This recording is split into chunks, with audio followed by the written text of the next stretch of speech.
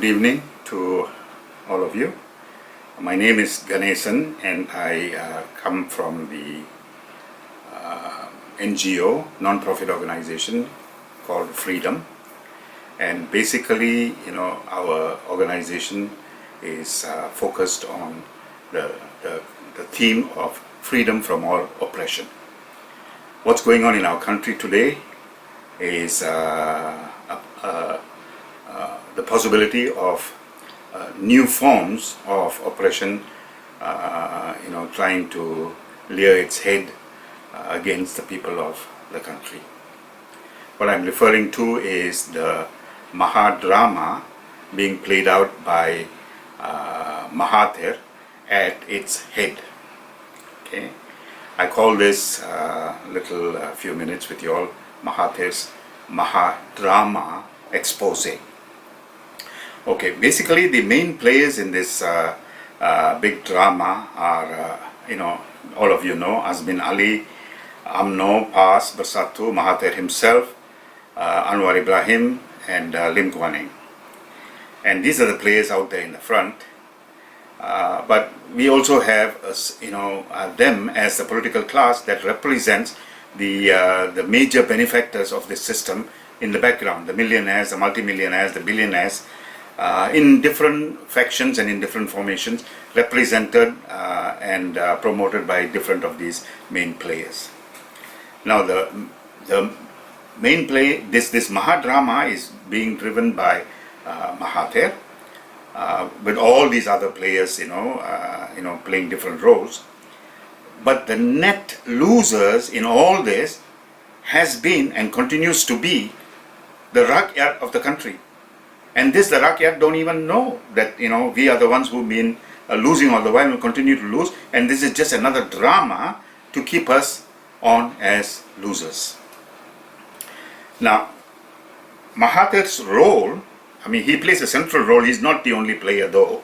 He plays a central role, is basically to keep control of the wealth of Malaysia with these players, as opposed to sharing it with the people of Malaysia. But in our name, in our problem, in the name of our problems, they get to keep everything, more or less. But these players are splintering among themselves now, and they are fighting for control. That's really what's happening. And all this, again, is being played out in our name. They are saying that, this grouping or that grouping is doing this or that, for this section or that section of our society. But to keep this group together is what Mahathir is trying to do right now with his big drama. He is trying to do this at the same time to remain at the helm of all this, and as I will talk about in a few minutes, for reasons that he says that as if he's the only one that can, actually handle this. But Mahathir's story is one of flip-flops. Continuing flip-flops. He has promised, in this particular case, in this particular drama, right, he's promised on so many occasions in these last several, 18 months or so, or a little bit more than that, since Pakatan Harapan came to power, that he will hand over power to Anwar Ibrahim sometime in this time period. The only unanswered question in all that was when. But that promise has now been broken conveniently with the dissolution of Pakatan Harapan. So what are we talking about? What promise? And he has broken that promise completely. There's nothing for him now to fulfill.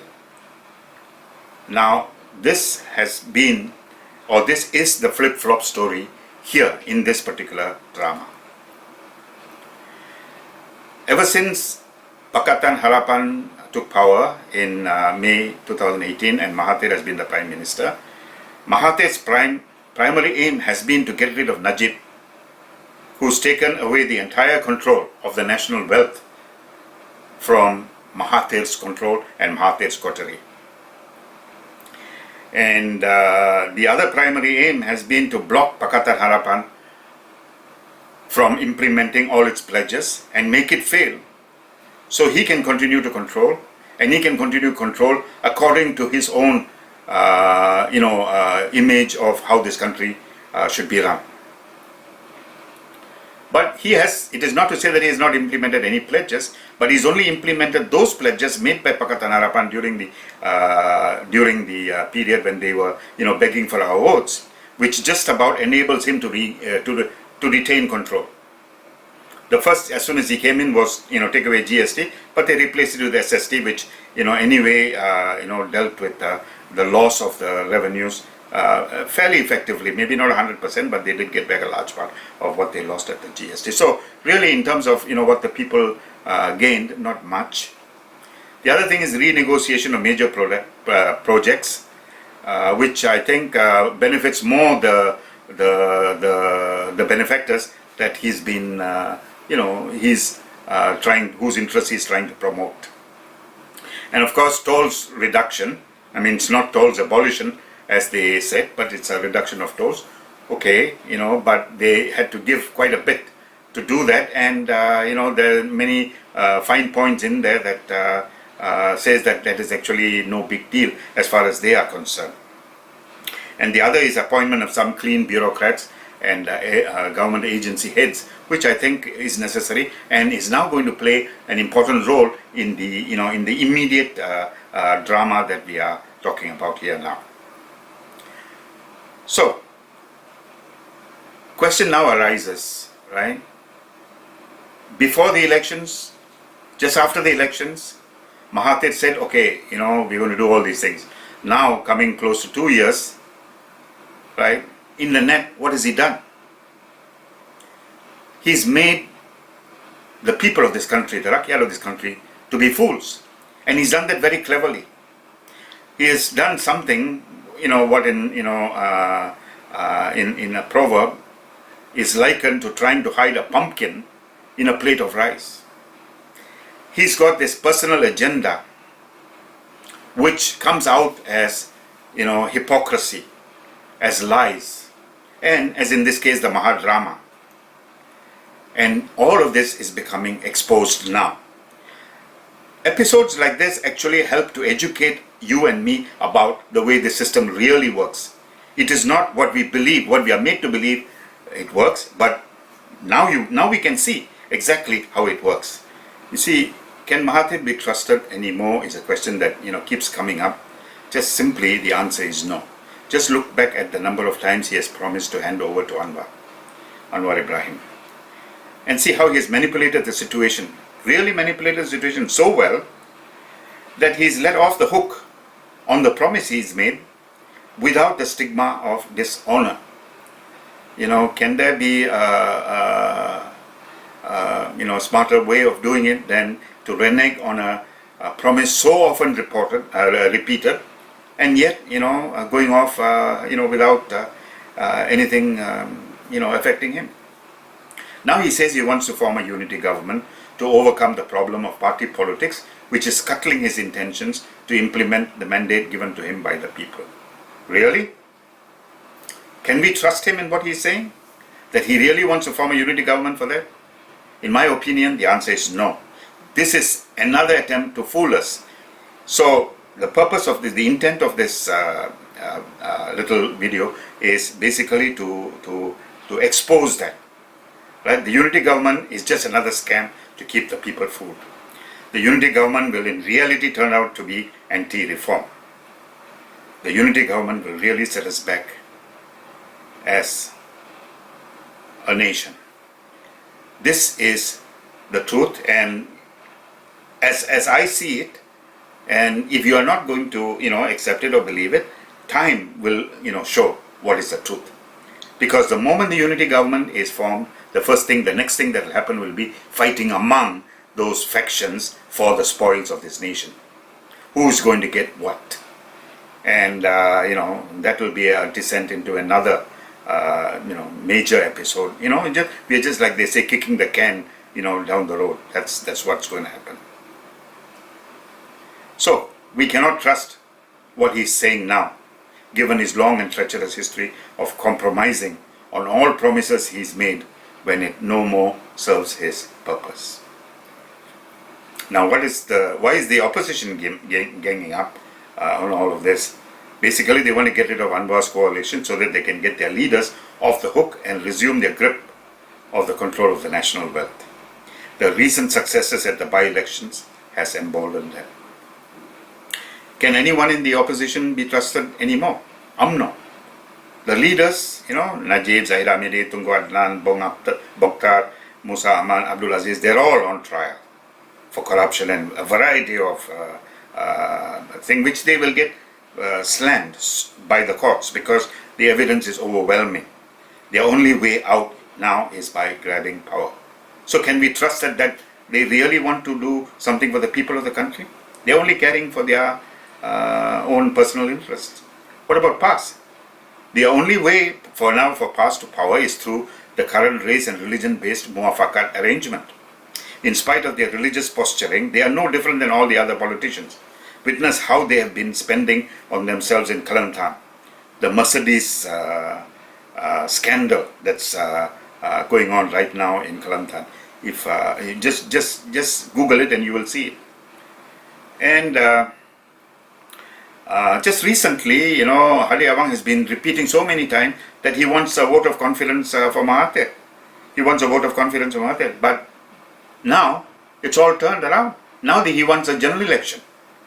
So, these people, what are they really up to? They are only looking out for their own power, or their own control, of government. So, are they interested in the people? MCA, the Chinese party that supports UMNO, who is allied with PAS, and which rallied against ICERD, right? ICERD, International Convention of Elimination of Racial Discrimination. And UMNO and PAS, had this major rally recently. Can MCA be trusted that they now align themselves with these, renegade political parties, regressive political parties? MIC, they take positions now as if they are, very principled and they represent the Indian poor, the interests of the Indian poor. The truth is that, like all the 60 years of the past, they're only interested in the tidbits thrown to them by the UMNO by being their mandos. Can they be trusted? Can Bersatu be trusted? They're just a breakaway group from UMNO. They actually want to team up with UMNO, but their boss, Mahathir, is opposed to that. They are UMNO in disguise. Azmin's group? Azmin is the fall guy for all in the opposition now. And using this fall guy position, Azmin hopes to rope in the Prime Minister's position or some other senior position in government. Can he be trusted or his group be trusted to work in the interest of the people? So, all of this is just another drama to fool and to continue to fool the people. Mahathir is now announcing the convening of the parliament on the 2nd of March to decide on the PM's question. Okay, what he will do if the Council of Rulers come out with a decision contrary to his announcement is yet to be seen. But to compound this matter, the Speaker of the Parliament has just announced that unless there is a decree from the Yang di-Pertuan Agong, the Parliament will not convene. Now, anything that Mahathir goes forward with now is not based on the authority vested in him as interim Prime Minister. In fact, there's no provision in the Constitution for an interim Prime Minister. Now, should he proceed and call for the Parliament to be convened on the 2nd of March, it will not be constitutional. And if it is not constitutional and he proceeds with it, that will be a coup. And a coup is treasonable. So, should any of these happen on the 2nd of March, should this happen on the 2nd of March, we'll have a very serious attempt at treason in our country. Okay, that cannot be defended. So, what should the Rakyat do? You should call your MPs, all of you, all of us, and tell them that they should not heed the call for the Parliament vote on the 2nd of March unless it was constitutionally the right thing to do, which we believe it is not. And if they do, attend Parliament on 2nd of March, they will be supporting a coup. They will be party to the treason. We should call our MPs and let them know that they should not participate in this treasonable act. The Prime Minister has to be appointed under the authority of the Constitution. Then he will call the Parliament to demonstrate majority. This is really what should happen, and we should now, as Rakyat, push all of this to happen. This is absolutely a small window of historic opportunity, which if we miss, it may not come again, maybe for a lifetime. So my appeal to all of you is that we have to act now, and we have to act in such a way that we do not create a coup-like condition in our country. We have to start holding the cheating, conniving politicians accountable. We have to become more involved in any civil society movement that attempts to do this. It is our constructive contribution to the real new Malaysia Baru. There are two budding movements that I recommend you all start getting involved with after this. One is Maju, Malaysian Action for Justice and Unity Foundation, led by a lawyer called Siti Kasim. And another is an NGO, non-profit organization, C4, Center for Combating Corruption and Cronyism. These are two budding civil society movements that I recommend that we all start getting involved with. And I say, this is not a hobby, this is going to be a constructive contribution for the development, for the germination, for the promotion of Malaysia Baru. With that, I end my little appeal to all of you. Let's get involved and let's contribute and let's prevent a major disaster from happening to our country. Thank you.